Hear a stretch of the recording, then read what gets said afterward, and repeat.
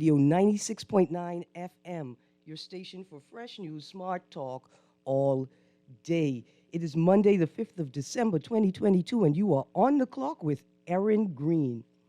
On the clock, we engage organizations, institutions, social and cultural leaders, and ordinary people to better understand the impact of public policy, private sector development, and emerging social and consumer trends. On the clock, we have conversations that help us understand and navigate a rapidly changing Bahamas. Welcome back after the weekend to On the Clock. Joining me this morning is Mr. Cecil Nuri. Good morning, Mr. Nuri. How are you doing? Erin, it's always good to be on your show, and thank you very much for inviting me. Even though it's last minute, I'm always glad to be here. Yes, to, man, to thank have you. a good conversation with you, eh? This is what you call serendipity, right? Like, I'm very upset that my guest for this morning postponed. Yes. Fortunately, he's going to be joining both of us on Wednesday. Wednesday, okay. For a more extended conversation about FTX. Okay. We're going to get into the basics, right? Like a primer on cryptocurrencies, digital currencies, the difference, and things like that. And then we're going to get into a deeper conversation about the Bahamas and cryptocurrencies. But do you think Bahamians care about cryptocurrency? I see you saying deeper conversation. Those who are eager to know about cryptocurrency already know. And those who don't care ain't bother to listen to this at all. Right, but fortunately or unfortunately, the FTX conversation has been risen to a national level. Yes. It's no longer a matter of it's not my business. But it's everybody's business But now. stick a pin there. Yeah. You say national level, and I give you that. Yeah. Right? But still nobody's talking cryptocurrency in that national conversation. They're talking about government procedures and government policies and second-class citizenship in terms of what happens, what one person can get away with and what a Bahamian can get away with. They're even talking about donations, but not necessarily about the movement of the Bahamas to a digital space. And I know you're going to comment about the Minister of Tourism's comment recently about the digital money. And this is where we can pivot to that. But I'm not sure if Bahamians are eager, ready, or willing to move from a paper fiat to a cashless environment where everything is digital. Listen, and that's why this conversation is important, right? That's why we need to have the conversation, even if the policymakers haven't started the conversation at the national level, right? You're absolutely right. If the Bahamas is going to become a crypto center, if we're going to develop a crypto sphere, if we're going to be on the cutting edge, or are we going to be leading in crypto financial services, right? Then the entire country has to be rooted in, has to have a deep understanding of, has to be able to navigate the most basic digital trends, right, and policies. If we're going to have a crypto center, if we're going to invite businesses to come here and deal and trade in crypto, then there must be a basic layer, like a culture of understanding and appreciation of digital currencies, of the digital world and what that means. But with the DARE Act, Yeah. there were a number of, and even when they had FTX had their symposium, Yeah. where they had at the big hotel Bahama there were a number of crypto professionals, Bahamian crypto professionals, who were eager to be a part of it, even if when they was charging the $2,000 to attend, Yeah. and to listen. But and they professed to be professionals and was teaching Bahamians how to mine, how to make a profit. And then they given that narrative that, with a small investment, you can make $2,000 a month or whatever it is. But Bahamians didn't buy into that. They didn't buy into it because they don't understand it. That's In what- fact, I want to say this point. Moving away from cryptocurrency, which is some kind of digital thing, right, and not understanding mining, we have issues with just the sand dollar, which is technically Bahamian currency digitalized. And you see that Bahamians say, man, I know what $5 is, and I want to spend my $5. I don't want to have to do this $5 spend it on my phone. All right, so the first point you made, yeah, we definitely have professionals, right? Professionals who attended the conference because they're operating and participating in the industry at that level. The participation that I'm talking about, though, from the wider Bahamian public isn't necessarily in investing. I'm not saying that Bahamians have to be prepared to invest and understand investments for the Bahamas to be able to be a fully functioning crypto sphere, right, or crypto center. What I'm saying is, though, that Bahamians have to be deeply rooted in a culture of the digital world, right? So if you are a leading crypto center, then your people must be trading a certain percentage in digital currency. Do you think they have to be they have to be comfortable with it? It becomes like a language. It's something that you speak with ease, right? Like you could transition from digital to paper currency, like a language, like someone who's fluent in 2 languages. Like they even think, right?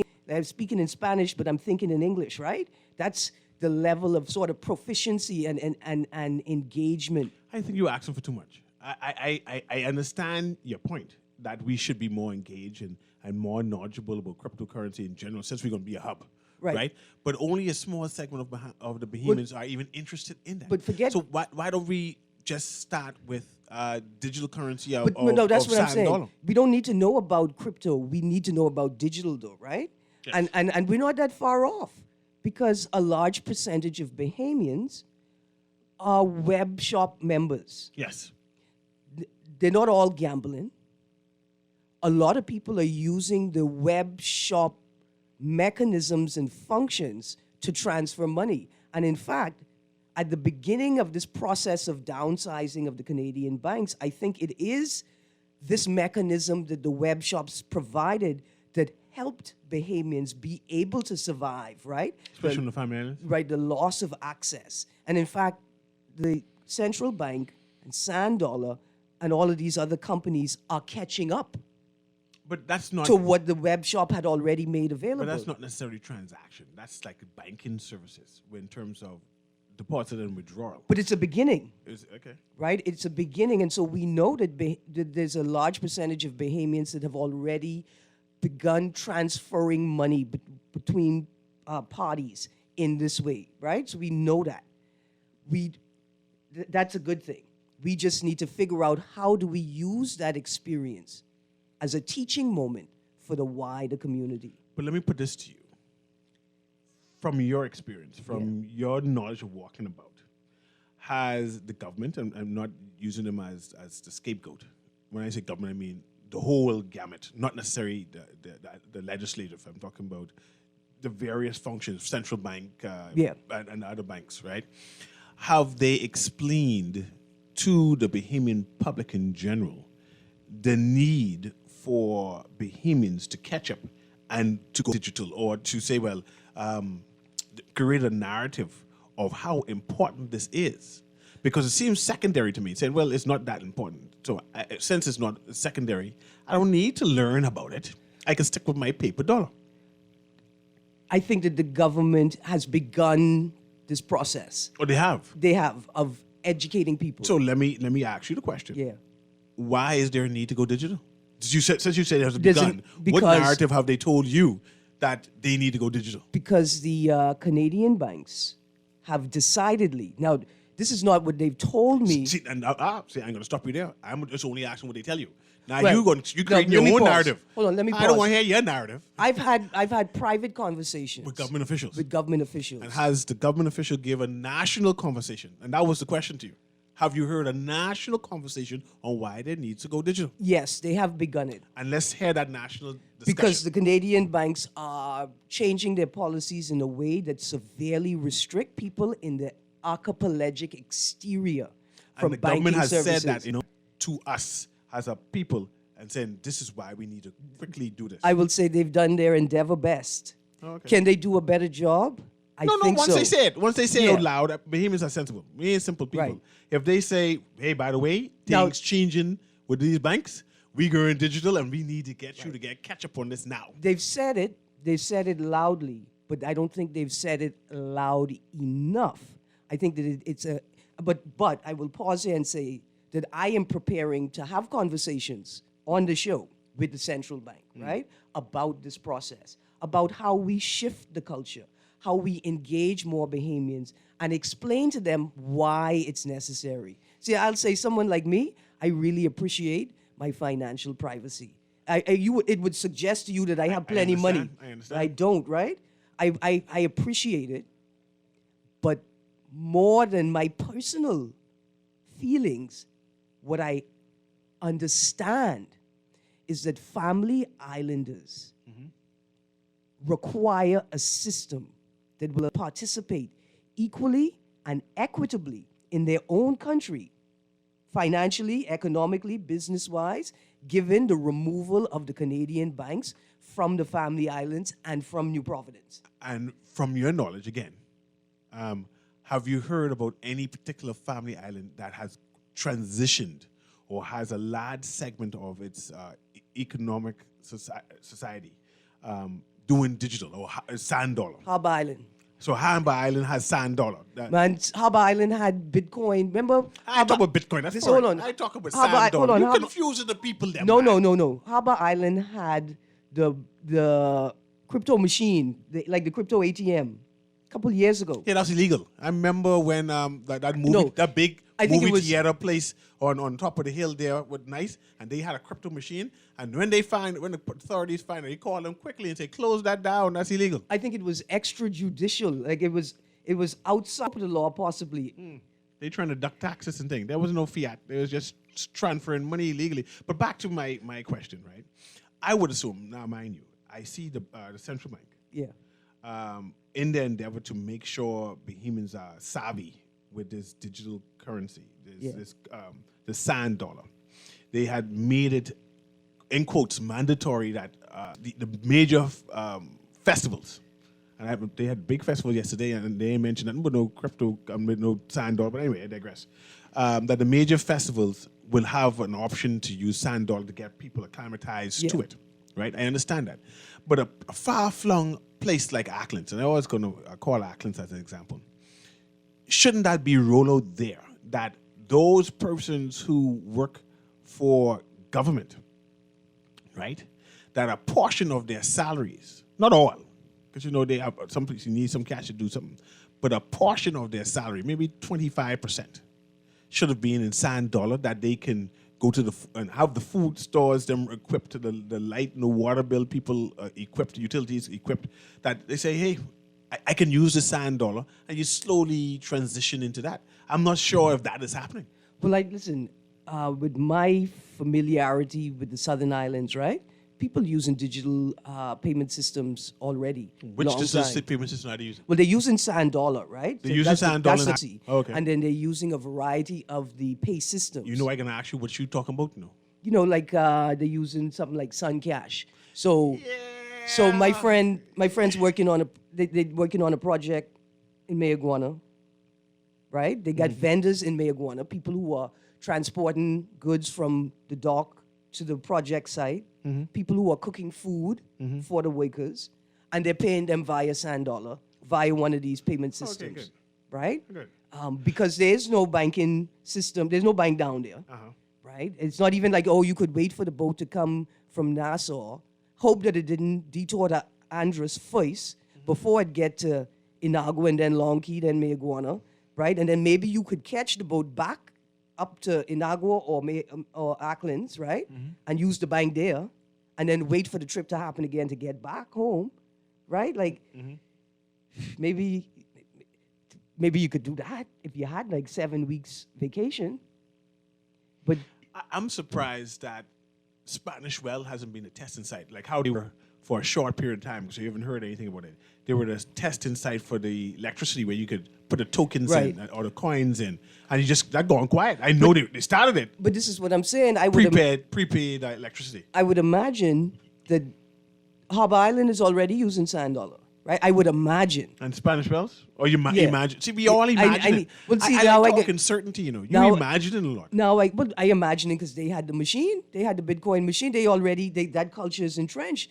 They got the tourists coming in, and if we look at the headline in today's Guardian business section, DPM tourism sector must become more cashless, right?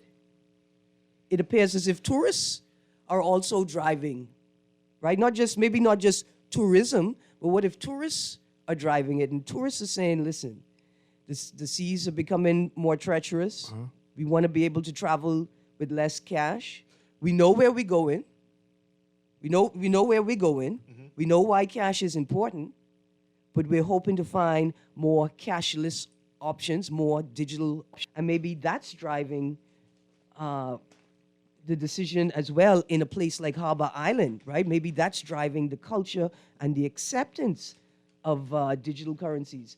But, you know, back to the Bahamas, it's going to take a lot of effort to shift the culture around money, how we feel about our money. And that's where you and I disagree, because I'm saying that there's lack of effort. But I want to commend. No, I'm saying. I'd like to commend the Deputy Prime Minister, because he just had a recent interview where he was on a panel, and he spoke about the future of tourism, and the future of tourism where the Bahamas will be cashless in some, all cashless in some manner or form, where a person would basically, give this example, a person will check in to the ticket counter. And not even check in. With some biometrics, they can check in at the ticket counter without talking physically to a person, walk through customs, walk through to get a taxi, everything prearranged, get their prepaid card, everything prearranged metrics. And that is the future. I mean, it's kind of scary for a place where we have a large labor force who's not educated and need the physical work. But moving forward, that seems to be the norm. And he represented us well on that, and I was very impressed with his interview.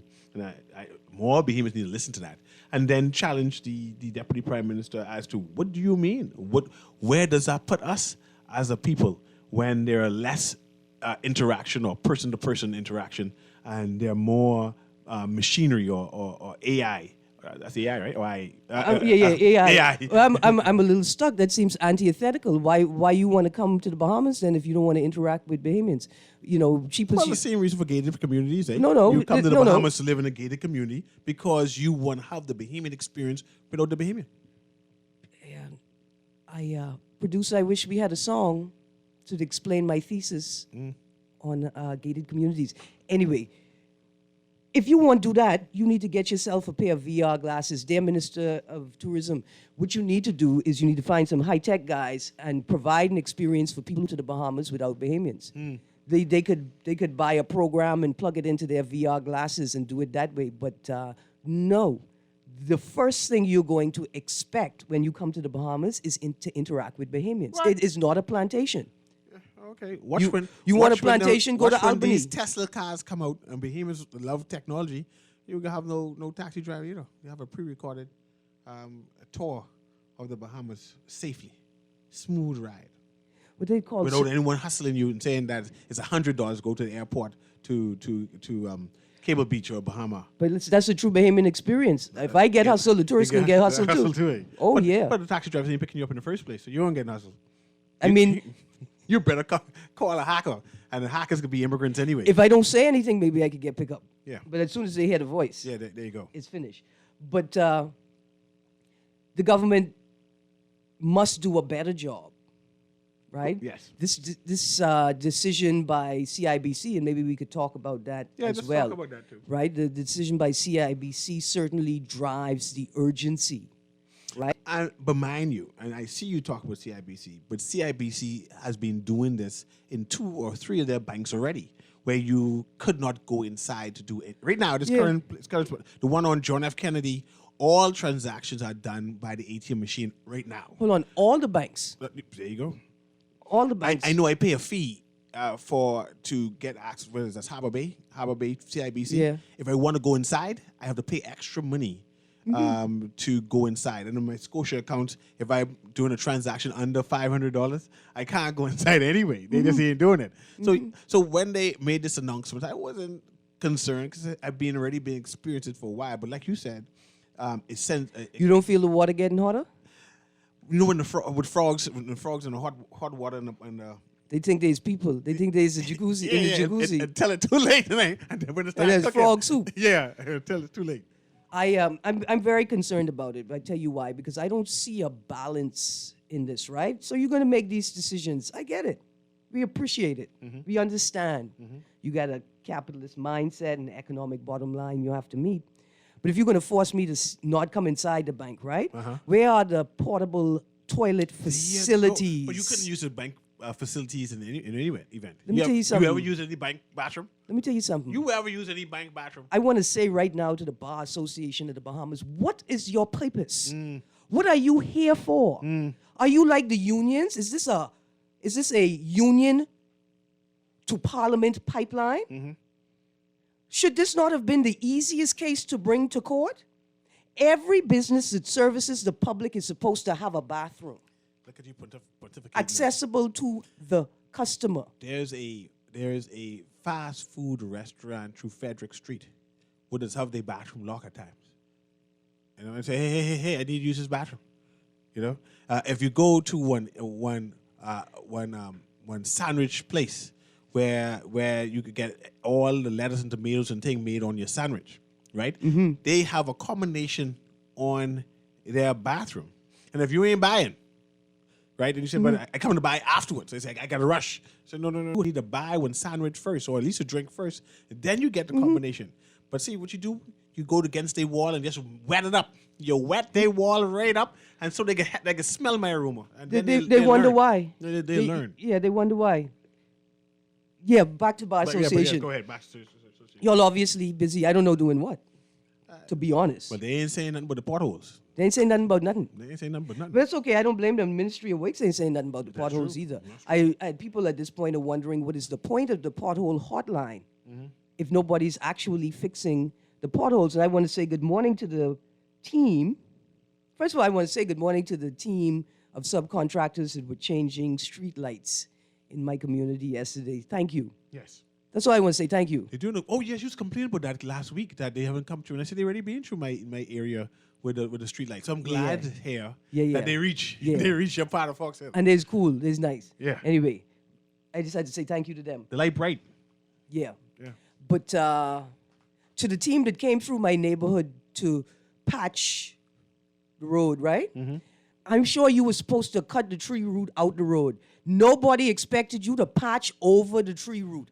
I just need to figure out who comes through to inspect the job, to finalize the report so the people could get paid. Just be grateful your road is being paved, man. You know how much people would be glad to have their road paved even over the roots right now? No, listen, I just want to say this just like complaining. respectfully. Go ahead. What's this complaint? Honorable Minister Alfred says, why you haven't resigned yet? You didn't get invited to the Christmas party. That's okay. I don't ever get invited to the Christmas party. I'm okay with that. Well, I plan to get invited to all. I just need people to I know. ain't complaining about nothing.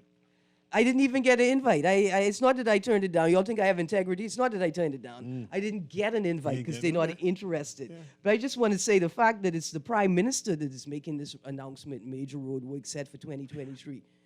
It suggests to me that it possibly ain't gonna happen. Yeah, that's why I felt when I read the headline and I didn't read the story. And what irked me, what scared me, made me concerned was the word major.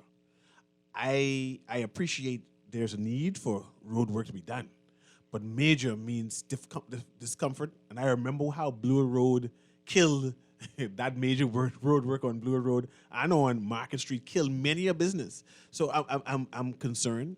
I'm wondering if the media should challenge the Prime Minister and say, when you mean by major, are you cutting off major thoroughfare again and leaving people business to languish and survive on their own? Is that what you mean by major?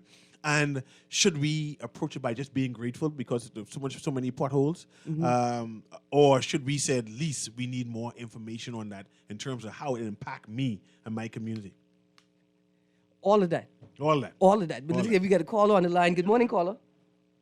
Call lead agency, dark and away so long, you and Yuri are Erin. Brayman, you got turned down your radio. You got a nice echo coming behind you. We need justice, law, and order in this country. Yes, sir? But let me get to Yuri first. Yuri, you say you're not complaining? That means you're singing for your supper. Well, I'm a singer, and I need to eat. So Anyhow, might as well capitalize on it. When it comes to the the paving of the road and stuff like that, right? Patching the road. Several months ago, probably about 3 months ago the most, right? I can get past through my sedition about 70 feet from East Street, right? And I was trying to get out there, and they say they were patching the road. The thing is, they had done, when they finished, right? Man, the road was so rugged. Not only that, the same area in which they claimed they were patching, I drop in a hole. And I've heard cars always dropping in that hole.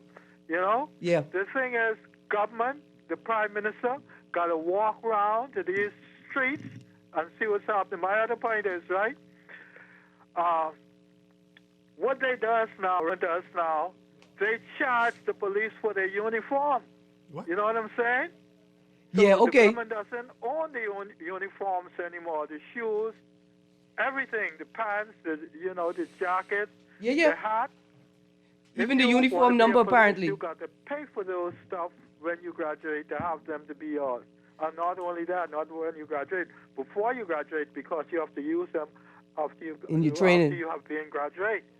Say there's a lot of foolishness in this country, and the Bahamian people gets nothing for it. I get you. Erin, you should get Lincoln Bain on your show. Let's see what he has to say. About what? These guys, Cut Bremen, please. Bremen, I love you. I'm glad he said Bremen, I love Erin you. I Greene cut show. You see, and that's why I like Bremen. He understands whose show. Yeah, because he come to ride He you. can mention that. He can mention it on my show. But I want to say this, right? Yeah. Especially particular regarding Bremen. I'm not sure how physically abled or disabled people survive inside this country. The other day, I was walking on the sidewalk, and there's a big, a better word, lack of a better word, a pothole in the sidewalk. And I'm saying, imagine if Bremen was walking with his cane on the sidewalk. He would have fallen in a 2 feet hole, break his leg right up. Yeah. And I'm trying to say, who is responsible? Don't go walking around, Garden talk about you exercising or using that sidewalk there. Because there are some drops, there's some dips, there's some holes, there's some alleys on that sidewalk there, right? And I'm seeing that it's all through the Nassau, New Providence, the sidewalks here's what are not happens. smooth. Here's what happens, right? First of all, someone builds a sidewalk and you hope to God that they built it up to not just an acceptable standard in the Bahamas, but a globally acceptable standard, right? And then you have to pray that someone in their 18-wheeler doesn't pull up on the sidewalk because they think that that's a parking area for large vehicles. Then you got to hope and pray that the police don't pull up on the sidewalk or regular drive on the sidewalk and continue to damage it. Have mercy. See, when those 18-wheelers pull up and they got the stabilizers hanging and then they just crack up the sidewalk. See, ultimately, it doesn't matter who broke it up, Ministry of Public Works. The sidewalks have to be repaired. You have a statutory duty. You are obligated. This is your job. This is what y'all get paid for. It's like y'all don't realize that's what your job is. But here's another thing that concerns me about the headline in The Guardian, PM major road work set for 2023, Mr. Newry. Go ahead, man. I've seen no mention of climate change and the strategies or policies, right, that are going to be put in place to ensure that these road works take into account the impact and effect of climate change, flooding, rising tide, right, increased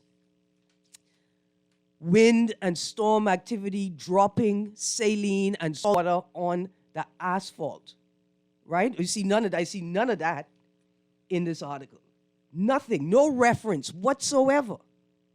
In the same way,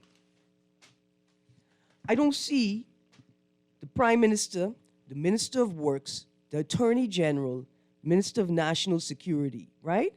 The Minister of the Environment, sitting down and determining a policy to document, monitor, and fine the people who are damaging the roads and public infrastructure. I'm still trying to figure out why insurance companies are not responsible for replacing the public infrastructure that their clients damage. Is it that the government is refusing to send them a bill? What is the policy of that? If you knock down a lamp pole, I'm sure your insurance If you, covered it. it's supposed to, but they will only do it if a certain procedure is being followed, and it appears as if everybody's not paying attention to their own advantage. These are things that should be taken. The text says, great show as usual, government ain't worried about climate change. They're more concerned about building up their frequent flyer miles. That's slightly unfair to say. I think they are concerned about climate change. My concern is, though, are they focused on benefit or the Commonwealth's benefit? Right? In fact, I wonder, do they have the capacity? Can they focus on anything beyond their immediate bottom line? Do they see climate financing talks as anything other than a government fund policy, right? That's the part for me. They're obviously focused on it. Climate change. Well, definitely the Prime Minister is the Caribbean's leader in climate change. Even though they give Motley that award, we know that Brave Davis is the leader, is the de facto leader in regards to climate change in the Caribbean. I hear you regards to in terms of road pavement, and this gives you an opportunity now to remind the Prime Minister, write the Prime Minister, see those asphalt companies whether they have a plan. For the Prime Minister to tell me he didn't see the file, I might as well speak directly to Water and Sewerage.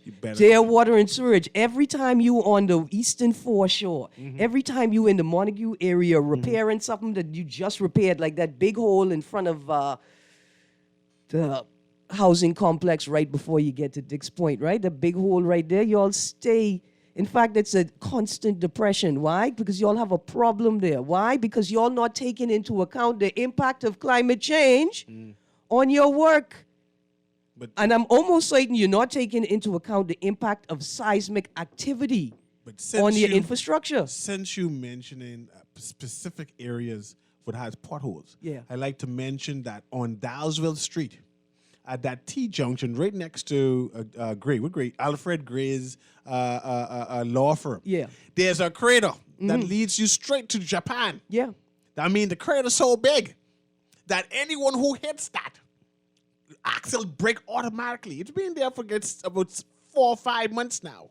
I would like to say, whoever the authorities listening, please go and either put a cone there or plant a tree in the middle of the road there. But this hole, have you seen the hole? This is no ordinary hole. No. This is about a 2.5 feet deep hole in the middle of the road. I'll be fair and say, given the magnitude of the work on the foreshore, right, with Prince George Wharf and the whole foreshore Put plant. some sand inside it. Right. Given the magnitude of the work, right? Some curry. I can understand that you are waiting. Some gravel rocks. To fix the hole, right? You're waiting for the project to be finished to do your final road remediation. Is that the word? Anyway, give us a timeline. Tell us what the problem is. Tell us why the hole is reoccurring. And tell us what you ultimately need to do to fix it. For some reason, y'all think that we're just going to keep paying y'all, even if we get no results. Has this been the worst in the history of the Bahamas? Has this been the worst road, the worst the roads has ever been in New Providence? In your memory, in your recent memory. I mean, we had some bad roads. In my recent memory, I would say in my recent memory. But see, I'm biased because I remember when after Hubert Ingram's administration roadwork, right? Yeah. I done tell the people they ain't gonna never pave another road for 40 years. They can't afford it, right? So I knew this was coming. I knew that they were going to invest in a patch program and pretend like it was a paving program. You think program. we broke? If we just don't have a budget no more? That we overspent?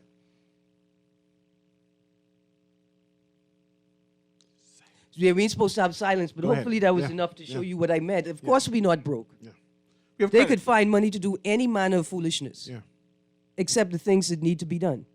But that road on Dasworth Street, that hole in Dasworth Street by Alfred Gray, the ambassador Alfred Gray's law firm. Yeah, that's a portal to Canada. Surely there's nobody in that building anymore, because if they have any, Are still or parking any, on the sidewalk? they're on the Oh, side well, road. they there. Car, oh, they, yeah, the Yeah, car's well, they still there. They there. Yeah, because the what? Well, yeah, they there. They there. So they see the hole. They just decide not to call them, but they didn't take the picture and send it to the ministry. You know of what Works. irony is? I remember when I think it was it Mr. Gray? It may have been Mr. Gray. One of our prominent politicians a long time ago complained about the roaches and the vermin on Dowsville Street. And then when I realized he was talking about humans, Oh, you talking humans? he was talking about humans. The audacity. Right, the audacity.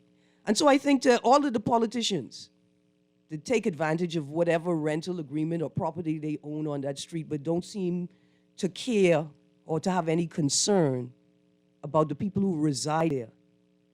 You know, houseless or not, who live there. What an irony. What an irony that every time you have to go to your office, you almost fall into a sewer. Man, you need to see how big the hole is, though, in the middle of the road. Look here, caller, I'm so sorry. My apologies, caller. Call back, caller. Sorry about that. Please call back. My As apologies. soon as it light up again, we'll come straight to you. All right.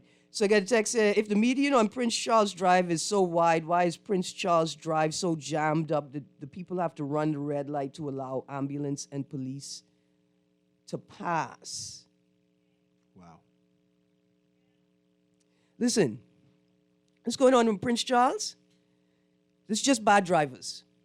No, they have a point. If the police or ambulance is behind you, I got to drive on the sidewalk to let them pass me. Yeah, but the road was also constructed poorly. Yeah, okay. 1 second. Good morning, caller. You're on the clock. Yes, good morning. You started your show talking a little bit about crypto. Yes, yes. I'm a day trader, and I just want to shed some light on something that Mr. Sam Bankman really can't say he doesn't know where is. Here's how it works. Every 10 minutes, it takes 10 minutes for a block to be formed in the blockchain. Uh-huh. And then that's because all of the computers have to verify that the transaction is secure, Uh-huh. right? Because this is the only digital currency that I know is secure and cannot be copied. And the first block that was ever formed around about 2011 is called the Genesis block, and all blocks are connected through a hash number. Uh-huh. And his block is connected to a hash number. He knows where it is, and in fact, we could see it. And he has the key, which is the primary key, for that block. Now, when is he going to come clean and let everybody see where the money is and spend some time and call it a day? Because Thank you. crypto, there's going to be 21 million of them that's going to be, and then by 2140, that's going to be all done. Yeah. But you see, the beautiful thing about crypto is this. If I want to send you $1 million in crypto, it only costs me $1. But if I want to send you $1 million in fiat, it probably costs me $100,000. Ah. So there are these people who are flogging my transactions with this fiat thing, and they're afraid that crypto is out of business. Dear caller, And listen, you want to call us back on Wednesday? sure. I mean, I'm not saying we have to stop now, but I definitely want you to call us back on Wednesday. Yeah, well, I mean, I trade. I'm trading Ethereum right now along with gold, and I'm in profit, so I don't see what the headache is. So listen, a quick question. I understand gold. I just don't understand everything else. Sam knows where the money is. That's all I'm saying. All right, so look here. I want to start my own coin. I want to call it the Conch coin. Yeah, well, you need your own exchange. I want to trade on the value of Bahamian conch shells. Yeah, you'd be better off doing an NFT instead of doing a coin. See why I need you to come on my show? Yeah, okay. Yeah, you better just get a token and call it a day. Yeah, because you know the crypto is. I tell you, Bitcoin is the mother of it all, and Ethereum is next in line. And where you plan on going, I don't know. Listen, you don't watch nothing. Bitcoin and Ethereum are stable coins, right? Yeah. And they're stable because of the blockchain or because of public confidence in them. They're both, and also because of the hash that's tied to each block. You can't change it. The minute you try to touch it, it violates it and it disappears. But look, Sam Bankman has the private key. Please tell him, give us that key, and let's see where, give the people their money. Thank you, caller. All right. Oh, Sam, oh, Sam, Oh, Sam, no good Sam. When he said Sam has a private key, I thought he bought one island. I know what you're saying. Because he know he's buying a property like crazy. These are some of the things that we're going to explore. I was a little excited because reading from my notes, right? Some of the things we're going to explore on Wednesday. But Cecil, I want to start a Concoin, man.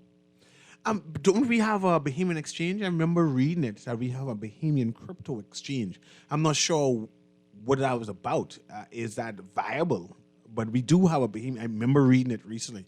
Right, one of the two exchanges that signed up under the DARE Act. Yes. After the collapse of FTX. Yes. This is great. Yeah, we'll wait. And well, we discuss that on Wednesday. See, I know the gentleman is a serious trader, right? A professional. I was joking, but I dead serious. You know, Mr. Nuri, on Thursday we're going to be talking about the power of Conch. That's what you're talking about? Yeah, on Thursday. Oh, okay. With the founders of the first Conch festival in the Bahamas. Oh, yes. I mentioned them recently in terms of they had a conch salad that looked like had milk inside it. And the idea that conch salad could be made so many ways, and we still on that basic way with this lemon and tomatoes and celery and stuff like that. Yeah. I mean, celery. some people get Sweet fancy. pepper. They put apple in it. They put a little white wine in it, right? I get fancy. I make my own tamarind pepper sauce. Yeah. Tamarind pepper or mango pepper sauce in it. That should be different. When mango ain't in season. Yeah. Yeah, man. But I am interested in people who put mayo in conch salad. Oh, them people up north. Yeah, because I'm sure it tastes like crawfish salad. Yeah, I guess so. And I like that. Listen, producer, we go to that call in a second. I got a text here that says, "Hi, guys. Good informative show. Please send out a call to the person who has the contract for the verges and maintenance on Orange Blossom Avenue in Garden Hills, number 3. Lord of mercy. The bushes are obstructing the corner." The MP has that contract. Are you issues sure? Out, yeah, for the community. No. They have a certain amount. Only the parks, the MPs have a certain amount of contracts But for hold the on. community. Under the previous administration, Beaches and Parks appointed. Several MPs to have this your No. area. You all take care of that, and No, you no. all find people in your constituency who are willing to do it. And then Beaches and Park takes care of everything else. But the person who was working my neighborhood, because they did it regularly, right? So we'd have the same person come in every 2 weeks to do that work. I'm almost certain they said that the Beaches and Parks gave them the contract, and not the MP. And I'm reading this because right now we're waiting to see who has been selected to do that work in our community. And nobody has shown up. You mean your parking getting No, not the park. It's the community. It's the verges within the community. how your verges look? Well, we had a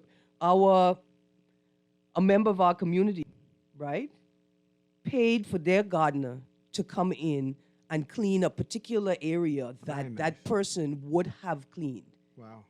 But the person hasn't been reassigned yet. No one has been assigned so far. And I'm not certain whether it's a problem with Beaches and Parks or like you're raising now that the policy is changed and the MP will select these people and pay for them out of monies given to them from Beaches and Parks. Which is the person on hold? Or? Well, producer, we go to the phone line. Let's see what they're saying. Because I want to talk about funerals. Okay, good morning, caller. Yes, good morning, Miss Greene. Good morning, Mr. Newey. Hey, man. Hey, how you do? Yeah, that gentleman, I always learn something when he calls, right? Mm-hmm. And so in listening to him, I for some reason, I would speculate, it's my belief that the powers that shouldn't be, or the status quo, et cetera, whatever, somebody has constructed this dilemma with the FTX to discredit the crypto space. Because that's juxtaposing what he said. But, Ms. Greene, I respect you a lot. I'm surprised that you're buying into this discombobulated climate change, given that you know about planetary shift, or what I call orbital deviances, right? Mm-hmm. I mean, the causes of climate change. We know the climate is changing. It was ever being changing from the way it was created. And so, with the cashless paradigm, I got a joke. I don't have any cash, so I'm afraid of the cashless already. So, for years, the cash and the cashless paradigm has been existing symbiotically. And so there's a push towards a total cashless paradigm, right? And so I'm afraid that if humans are made to do everything on their phone, they don't engross in the phone too much in their cars, et cetera, et cetera. We'll have a mindless, androic, robotic society with everybody engrossed in their cell phones. And this is what it's designed to do. So being that I went to school, right, everybody else, in history, there was always pros and cons.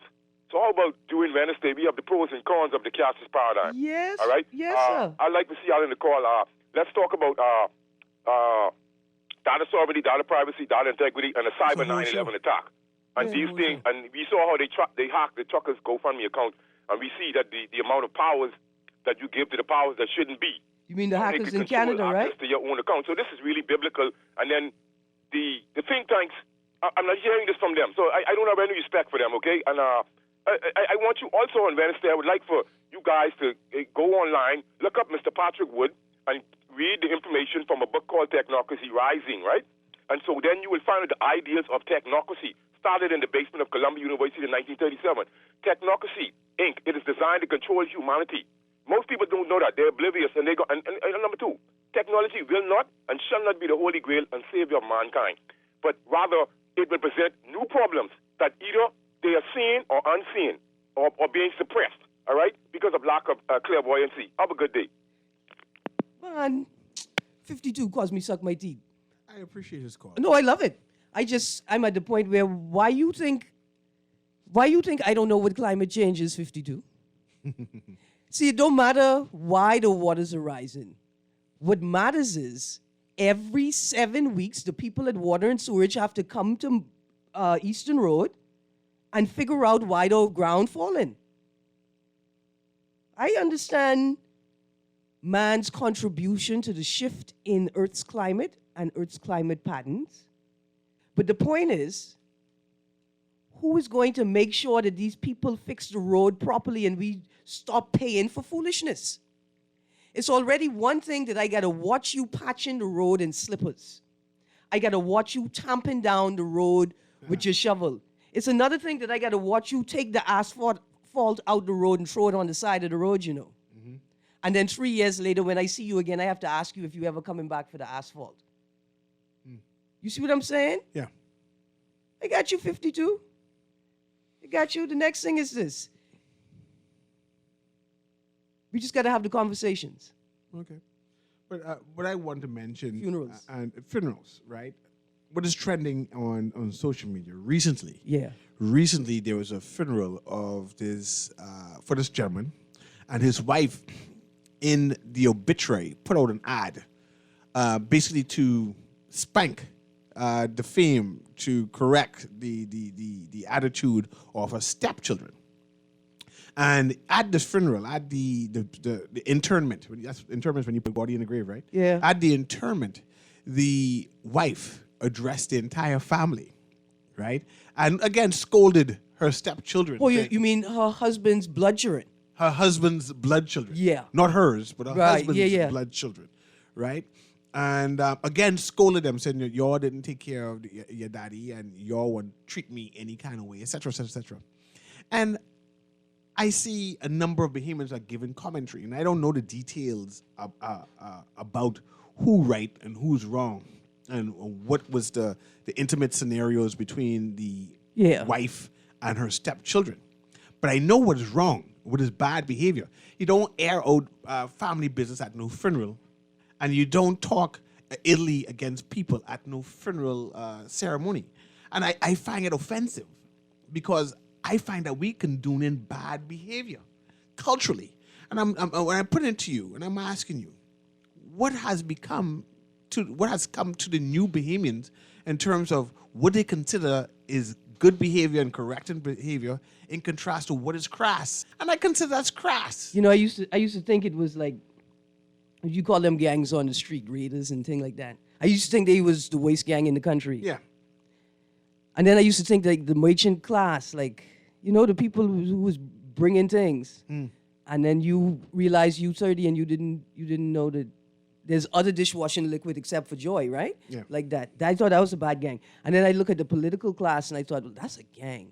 And I even look at the Anglicans and I said, but that's a gang. That's a gang. That's a gang. But the 310 gang, buddy, Yeah. That older crowd. they out of control. Yeah. You could imagine a big adult Big grown woman. having resentment. I mean, Like you fighting mind people you- over their feelings about their daddy. Mind you, I'm not saying that they shouldn't have the resentment, you know. I'm just saying that certain things shouldn't be done at certain places.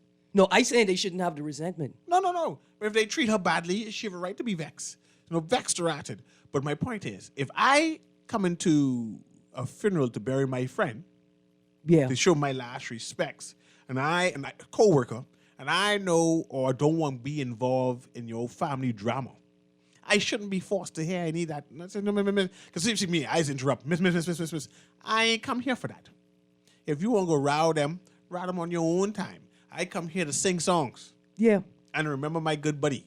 So this, I got you. I went up PCC thing. It ain't the place. And I'm trying to say it's getting so common now that we're getting so crass that Bohemians are willing to say any and everything to people and without any type of form of saying, no, that's not proper. That's not the right place. And I'm concerned about that. I'm concerned about our culture with this new type of thinking and how we interact with each other. It's violent. I consider that as being violent. She was violent against her stepchildren. Why would you do that to them at their father's funeral? And they're grieving. Yeah. And they're grieving. You know, you tell them a couple of choice words after the funeral when you go into your car. No, you don't say nothing. No. You sometimes got to tell them a couple of choice words. I like choice words. You don't use choice words? Not to children. But he's big children. Yeah, but you're still a bigger adult. No. I can tell them a couple of choice words. Make You sure, know, make sure it's colorful. I feel like a lot of people don't realize that they're adults or don't realize what that means, what comes with being an adult, how you're supposed to behave and how you're supposed to act. I want to say good morning to every single taxi that turned right on red at Mackey and Shirley Street. Since we're talking about funerals, I mean, because Mackey and Shirley Street is as close to a funeral as you can get in Nassau. Yeah, Mackey and Shirley Street. Right there at that intersection. Dear Deputy Commander of Road Traffic, Go ahead. why y'all don't come set up a whole unit right there? Since y'all caused this fiasco, y'all caused this chaos. I have another one. Yeah, man, If go you on. could- I appreciate you allowing me space on your show to do this. No, I In appreciate the you. newspaper front page, Yeah. you see a man who was body slammed by the police. We got to talk about that We have time. in the next hour. We ain't got no more time. But we have the next hour.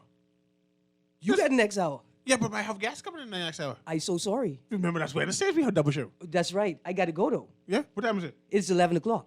I can't be 11. Oh, yeah, Dwight was on the show long. Yeah. Yeah. But they funny. I like them. Yeah. But is the thing working now? Can they play the news? No.